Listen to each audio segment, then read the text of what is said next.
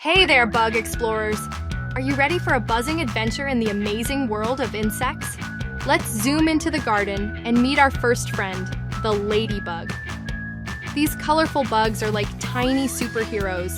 They gobble up bad bugs that eat plants. Plus, they have spots that help them say, "I'm not a snack." Wow, did you know that ladybugs are good helpers in the garden? How amazing is that? But wait, there's more bug fun ahead. Look who's buzzing by. It's the honeybee. These busy bugs are super important because they collect sweet nectar from flowers and make yummy honey. They even do a special dance to tell their friends where the best flowers are. Isn't it incredible how honeybees make delicious honey and dance to share secrets? But hang on, our bug adventure isn't over yet. Check out this cool bug, the praying mantis. With its long arms and big eyes, it's like a ninja waiting for its dinner.